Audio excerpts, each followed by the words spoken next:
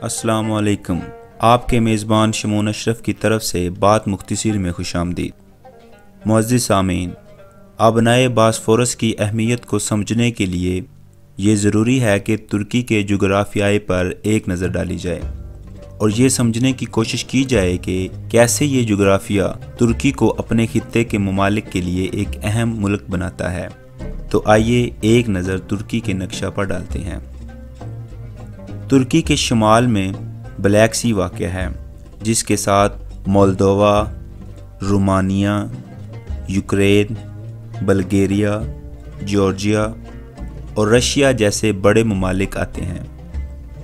Black सी उन ममालिक के लिए बहुत अहमियत का हामिल है और इसकी अहमियत का अंदाज़ा इस बात से लगाया जा सकता है कि रशिया की अकलौती गर्म पानी की बंदरगाह भी इसी समुद्र पर वाक़ है। ये रशिया की वाहिद बंदरगाह है जो सारा साल ऑपरेशनल रहती है। ब्लैक सी के गिर्द वाक़या ये ममालिक दुनिया को बड़ी तादाद में तेल और गैस एक्सपोर्ट करते हैं। इन ममालिक के किसी भी बेड़े के लिए ज़रूरी है कि वो ब्लैक सी से होता हुआ तुर्की के एक बारीक से रास्ते से गुजर कर दूसरे समुद्रों और फिर उनसे मुंसलिक दूसरे ममालिक से अपनी तिजारत जारी रख सके। ये तंग रास्ता जो कि तुर्की से होकर गुजरता है और ब्लैक सी को दूसरे समुद्रों से मिलाता है, इसे आबनाए बॉस्फोरस कहते हैं। आबनाए बॉस्फोरस 30 किलोमीटर लंबा तुर्की के शहर इस्तांबुल में वाक़या है। इसके अलावा आबनाए बॉस्फोरस यूरोप को एशिया से अलग करता है। यही वजह है कि तुर्की के शहर इस्तांबुल का आधा हिस्सा यूरोप में जबकि आधा हिस्सा एशिया में आता है। आबनाए बॉस्फोरस के अलावा ब्लैक सी से मुंसलिक ममालिक के पास कोई दूसरा समुद्री रास्ता मौजूद नहीं है। यही वजह है कि इन ममालिक के लिए तुर्की की ये आबनाए बॉस्फोरस रीढ़ की हड्डी की अहमियत रखती है। अगर तुर्की आबनाए बॉस्फोरस को बंद कर दे तो उन तमाम ममालिक का समुद्री राब्ता दुनिया से कट जाएगा, जो कि उन ममालिक की इकॉनमी के लिए नाकाबिले तलाफी नुकसानदा साबित होगा। इसी अहमियत के पेश नज़र 1936 में रशिया और दुनिया के दीगर ताकतवर ममालिक ने तुर्की की कमज़ोर सियासी क़यादत को देखते हुए तुर्की के साथ एक मॉन्ट्रियल मुआहदा तय किया। इस मुआहदे के तहत आबनाए बॉस्फोरस को एक इंटरनेशनल टेरिटरी डिक्लेयर कर दिया गया और वाज़ा किया कि अमन के दिनों में आबनाए बॉस्फोरस और तुर्की के दीगर पानियों से गुजरने वाला कोई भी बहरी जहाज़ तुर्की को किसी किस्म की फ़ीस या टैक्स देने का अहल ना होगा और ना ही तुर्की इस आलमी गुजरगाह को बंद कर सकता है। तजारती जहाज़ों की दूसरी जानब वो ममालिक जो कि ब्लैक सी से मुंसलिक हैं, जैसा कि रशिया, रोमानिया और बल्गेरिया वगैरह, अपने जंगी जहाज़ तुर्की को बताकर आबनाए बॉस्फोरस से गुजार सकते हैं और ब्लैक सी में लंबे अरसे तक क़याम भी कर सकते हैं, जबकि दीगर ममालिक जो कि ब्लैक सी से मुंसलिक नहीं हैं, मसलन अमेरिका, बरतानिया और जर्मनी वगैरह, आबनाए बॉस्फोरस से गुजर कर अपने जंगी जहाज़ 21 दिन से ज़्यादा ब्लैक सी में नहीं रख सकते। और ऐसे ममालिक जो अपने जंगी जहाज़ ब्लैक सी में 21 दिन तक रखना चाहते हैं तो उनके जंगी जहाज़ों की तादाद 9 से तजावज़ न करने पाएगी। मुआहदे में ये शर्त इसलिए भी रखी गई कि फ़ॉरेन कंट्रीज़ जैसा कि अमेरिका, बरतानिया वगैरह ब्लैक सी से मुंसलिक ममालिक ख़ास तौर पर रशिया के दिफा के लिए ख़तरा न बने। इस मुआहदे के तहत तुर्की के पास ये इख्तियार है कि वो जंग के दिनों में आबनाए बॉस्फोरस को हर किस्म के जहाज़ों के लिए बंद कर दे। आबनाए बॉस्फोरस इस कदर मसरूफ़ तरीन गुजरगाह है कि इस गुजरगाह से सालाना 50,000 बहरी जहाज़ गुजरते हैं।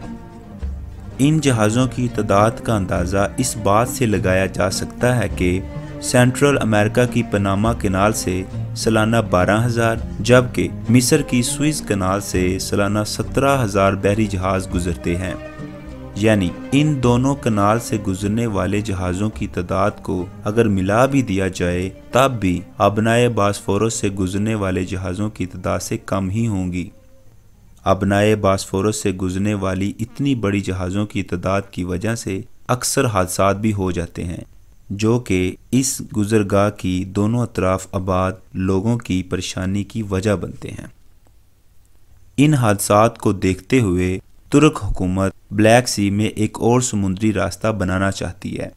ये रास्ता इस्तांबुल शहर के मगरब में नहर की सूरत निकाला जाएगा और इसे इस्तांबुल कनाल का नाम दिया जाएगा। इस पर 15 अरब $US की लागत आएगी और ये प्रोजेक्ट 2023 तक मुकम्मल कर लिया जाएगा। ये नहर 45 किलोमीटर लंबी, 25 मीटर गहरी जबकि 1000 मीटर चौड़ी बनाई जाएगी। तुर्क हुकूमत इस नहर के बहुत से फ़ायदे बताती है। उनके मुताबिक इस नहर यानी इस्तांबुल कनाल से आबनाए बास्फोरस पर ट्रैफिक का लोड कम हो जाएगा, जिससे ख़तरनाक मवाद जैसे कि केमिकल्स, तेल और गैस वगैरह का साजो सामान ले जाने वाले बहरी जहाज़ों के हादसात में खातरख्वाह कमी आएगी। तुर्क वज़ीर मवासलात का कहना है कि तुर्क हुकूमत इस नहर से गुजरने वाले बहरी जहाज़ों से सालाना 1 अरब $US कमा सकती है। तुर्क हुकूमत नहर के दोनों अतराफ में पुरअसाइश अपार्टमेंट्स, रिहायशी और सियाही मंसूबे बनाना चाहती है, जिससे मज़ीद 3 अरब $US कमाए जाने की उम्मीद की जा रही है। तुर्क हुकूमत की तरफ से दिए जाने वाले नहर के इन फ़वाइद को एक तरफ रखते हुए कुछ तज्ज़ियाकारों के मुताबिक तुर्क हुकूमत इस प्रोजेक्ट की आड़ में खित्ते में अपनी दिफाई हैसियत बढ़ाना चाहती है।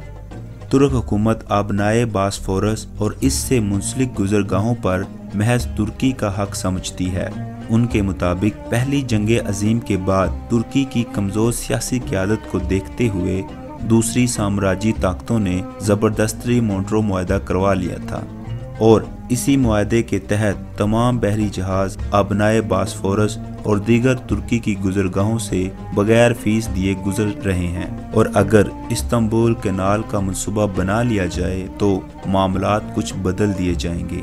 नहर की तमीर के बाद पता चलेगा आया कि इस नहर पर भी मोंट्रो मुआहदा लागू होगा या ये नहर मोंट्रो मुआहदा को बाईपास कर देगी। मोंट्रो मुआहदा के मुताबिक ब्लैक सी से गैर मुंसलिक ममालिक मसलन अमेरिका, बरतानिया, जर्मनी वगैरह अपने जंगी जहाज़ 21 दिन से ज़्यादा ब्लैक सी में नहीं रख सकते।